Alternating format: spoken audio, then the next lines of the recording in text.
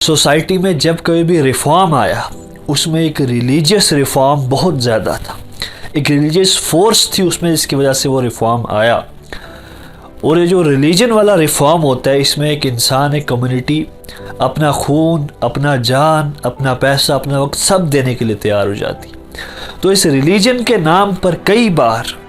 بہت بار positive reforms آئے اور بہت بار پازیٹیو ریولوشنز آئے، لیکن کئی بار ایسا بھی ہوا کہ اس مذہب کے نام پر بہت بڑے بڑے دنگے بھی ہوئے، بہت بڑے لیول پر لڑائی بھی ہوئی اور بہت بڑے لیول پر خون بھی بہایا گیا۔ اور ہسٹری ان سب انسیڈنٹ سے بھری ہوئی ہے، ہسٹری ان سب واقعات سے بھری ہوئی ہے کہ جب مذہب کے نام پر گردنیں کاٹی گئی تھی، جب مذہب کے نام پر حملے ہوئے تھے، اور جب مذہب کے نام پر بٹوارے ہوئے تھے، اور مذہب کے نام پر پوری کمیونٹیز کو پچھاڑ کے رکھ دیا گیا تھا، اور پوری نسلوں کا جس نے نقصان اٹھایا تھا۔ وہ مذہب آج بھی ہے، مذہب ہمیشہ سے تھا اور وہ ہمیشہ رہے گا۔ لوگ ختم ہو جائیں، کمیونٹیز ختم ہو جائیں، وہ آئیڈیالوجی ختم نہیں ہو سکتی، وہ مذاہب ختم نہیں ہو سکتے، وہ مذہب کا اثر دلوں سے جا نہیں سکتا کہ وہ ایک تھیوری، یہ زندگی کمپلیٹ نہیں ہو سکتی مذہب کے بغیر۔ وہ چاہے ہندوازم میں ایک نئے جنم کا کانسیپٹ ہو، وہ اسلام میں چاہے جنت جہنم کا کانسیپٹ ہو، وہ کچھ بھی ہو،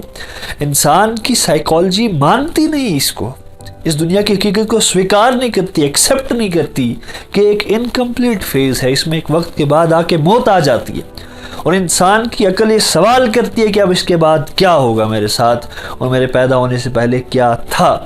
یہ دنیا ایک انکمپلیٹ ہونے کا سینس دیتی ہے اپنی ہر ایک چیز میں، اور انسان تلاش کرتا ہے اس مکمل چیز کی، اس مکمل شے کی جو اس کو مذہب دیتا ہے، جو اس کو ایک تھیوری دیتی ہے، جو اس کو ایک سائیکالوجی دیتی ہے، جو اس کو ایک کل دیتی ہے، اس کو ایک امید دیتی ہے، اس کو ایک راستہ دیتی ہے،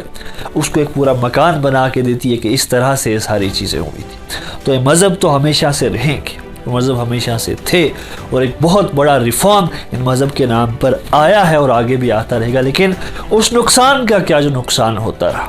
اور وہ کون سی ایسی وجوہات تھی کہ جن کی وجہ سے انسان نے مذہب کا نام لے کر نقصان پہنچایا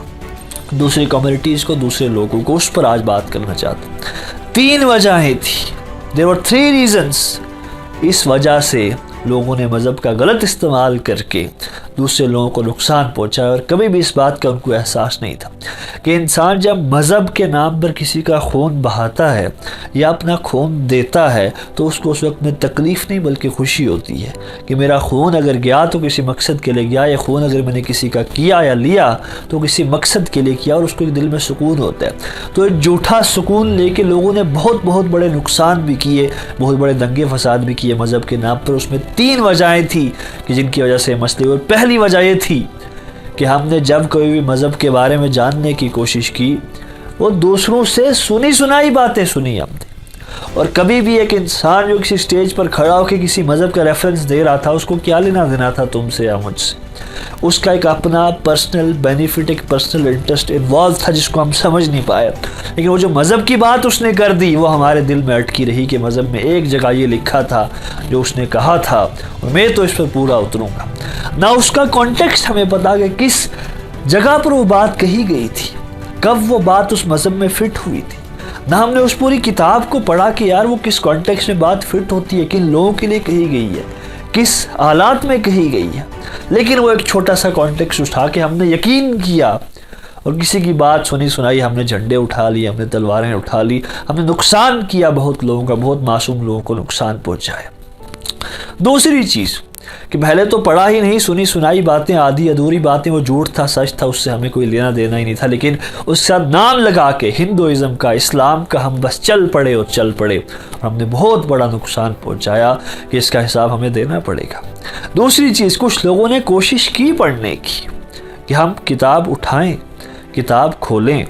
دیکھیں اس میں ہے کیا ہے، اور مذہب کی انتہا کہاں ہے اور ابتدا کہاں ہے، کب سے شروع ہوا اور کہاں جا کے ختم، اور کس کانٹیکسٹ میں یہ باتیں کہی گئی ہیں۔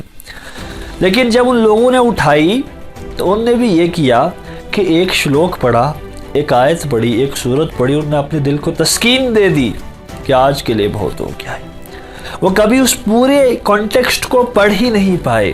اور کسی بھی کتاب کے ایک چیپٹر سے اس پورے کتاب کو جج کر لینا، یہ اس کتاب کے ساتھ بہت بڑی ناانصافی ہوتی ہے۔ اس آئیڈیالوجی کے ساتھ بہت بڑی ناانصافی ہوتی ہے.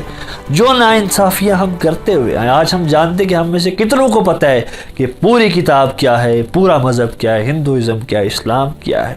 کس کو پتہ ہے پورا؟ کسی کو نہیں پتہ. وہ کچھ گنے چنے لوگ ہوتے ہیں جن کو ہم اسکالرس کہتے ہیں، کہ جن کو ہم نے یہ ٹھیکہ دے دیا ہے کہ اگر پڑھیں گے تو وہ پڑھیں گے. میں تو اندھا ہوں، میں تو گونگا ہوں، مجھے تو سمجھ نہیں آتی، مجھے تو بولنا نہیں آتا. اس آئیڈیالوجی کے ساتھ ہم کبھی بھی ایک مذہب کے نام پر نہ کوئی دنگا کر سکتے، نہ کسی کو نقصان پہنچا سکتے. اگر ایسا کرتے ہیں تو ہم ظلم کرتے ہیں، ہم غلط کرتے ہیں، ہم اپنے آپ کے ساتھ جھوٹ بولتے ہیں. اور تیسری چیز کہ جب کبھی بھی مذہب کو پڑھا، سمجھا، خود سے بھی، باہر سے بھی، لوگوں سے بھی، کتابوں سے بھی، تو کوشش یہ رہی ہماری ہمیشہ کہ جو مذہب میں نے سیکھا ہے یہ اگر میں فٹ کروں تو اس سوسائٹی میں فٹ کروں، ان لوگوں میں فٹ کروں. اپنے آپ پر میں نے فٹ کرنے کی کوشش نہیں کی. کہ اگر مذہب میں لکھا تھا کہ جھوٹ نہیں بولنا، پورے ہندوستان کی جنتا کو ناپوں گا، یہ نیتا جھوٹ بول رہا ہے، یہاں کے یہ لوگ جھوٹ بولتے ہیں، یہ کمیونٹی جھوٹ بولتی ہے، اپنے گریبان میں نہیں دیکھوں گا. میں نے اس کے بعد کیا چینج کیا، میں نے کتنا جھوٹ بولنا اس کے بعد چھوڑا. تو جب کبھی سمجھا بھی تو اس کے بعد کوشش یہ کی کہ ایک امیج بنائی اور اس امیج میں سوسائٹی کو فٹ کرتے رہے. ارے یہ انسان مذہب کے حساب سے ٹھیک نہیں، یہ مذہب کے حساب سے ٹھیک. لیکن مذہب تو اپنے آپ کو تراشنے کا، اپنے آپ کو بہتر کرنے کا نام تھا. تو یہ تین چیزیں جن کی وجہ سے ہم نے مذہب کے نام پر بہت بڑا نقصان پہنچایا اپنے آپ کو، اپنی قوم کو، اپنے لوگوں کو. ہمیں ایک بات سمجھنی پڑے گی کہ مذہب ایک انسان کو جو ایک جینے کا سلیقہ نہ سکھا پائے، اس کی اپنی زندگی میں ریفارم نہ لا پائے، تو اس کو سمجھنا چاہیے کہ جو مذہب اس نے پڑھا ہے وہ یا تو اس نے صحیح طرح نہیں پڑھا یا پھر اس کو غلط لوگوں نے وہ مذہب سکھا. اور آخر کار ہندوستان کے کانٹیکسٹ میں سمجھنا پڑے گا کہ جب اس کا آئین ہند، جب اس کا پریمبل یہ کہتا ہے کہ یہ ایک سیکولر سٹیٹ، ایک سیکولر کنٹری ہے کہ جس کا کوئی مذہب ہی نہیں ہے، اس دیش میں مذہب کی کیا لمٹس رہ جاتی ہیں، اس دیش میں مذہب کو کس حد تک لیا جا سکتا ہے، اس دیش میں مذہب کے نام پر کیا کیا ریولوشن اور کیا کیا ریفارم لائے جا سکتے ہیں، اس کو سمجھنا بہت ضروری ہے. کہ ہندوستان کی بنیادیں جن لوگوں نے ڈالی تھی اس میں ایک بہت صاف چیز کہہ دی تھی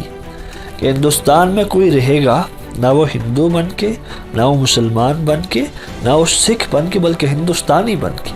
وہ اس دیش کی رکشا کرے گا، جیسے کہ ہمیشہ ہوتا رہا. جب کوئی بھی ہندوستان پر وار کیے کسی نے تو پھر وہ ٹوپیوں والے بھی نکلے، وہ ہرے جھنڈے والے بھی نکلے، وہ لال پیلے جھنڈے والے بھی نکلے، ہر انسان نکلا، وہ مائیں بیٹیاں بھی نکلی، وہ بہنیں بھی نکلی اس دیش کی رکشا کے لیے. تو جب کبھی بھی اس دیش کے اس پورے سسٹم کو لمٹ کر دیا جائے گا ایک پرٹیکولر آئیڈیالوجی کے ساتھ، تو یہ دیش اس دن کمزور پڑ جائے گا. اس دیش کی سپریمیسی، اس دیش کی اسٹرینتھ اس کی ڈائیورسٹی میں ہے. اور کبھی بھی اس کو مذہب کے نام پر کوئی آپ کو آ کے بھڑکائے، یہ لوگ وہاں کے ہیں، یہ لوگ یہاں کے ہیں، ہمارا مذہب ایسا کہتا ہے، تو آپ کو اس وقت سمجھنا چاہیے یہ انسان فتنہ کرنے کی کوشش کر رہے ہیں، یہ انسان کے اپنے پرسنل بینیفٹس انوالوڈ ہیں جس میں مجھے استعمال کرنا چاہ رہا ہے، اور میں اس کی باتوں میں کبھی بھی نہیں آتا، اس لیے مذہب اٹھا کے لے آیا. اور انسان ہندوستان کا ناگرک ایک سینٹیمنٹل آدمی ہے جو جذبات کے نام پر اپنی جان دینے کے لیے تیار ہو جاتا ہے اپنے مذہب کے نام پر. وہ یہ نہیں جانتا کہ جس مذہب کے نام پر میں جان دے رہا ہوں یا لے رہا ہوں وہ مذہب مجھ سے یہ مانگتا بھی ہے یا نہیں. اس لیے آج جاگرکتا کی ضرورت ہے ہر ہندوستان کے ناگرک کو کہ بولی اور سنی ہوئی باتوں پر یقین نہ کیا جائے، بلکہ اس خدا کی اس پوری نعمت کو، اس دماغ کو استعمال کر کے اپنے آپ کو، اپنی زندگی کو اور اس پورے آگے پیچھے سوسائٹی کے لوگوں کی زندگی کو، پورے اس دیش کو ایک امن کی فضا دینے کی کوشش کی جائے، ایک بہتر کل دینے کی کوشش کی جائے.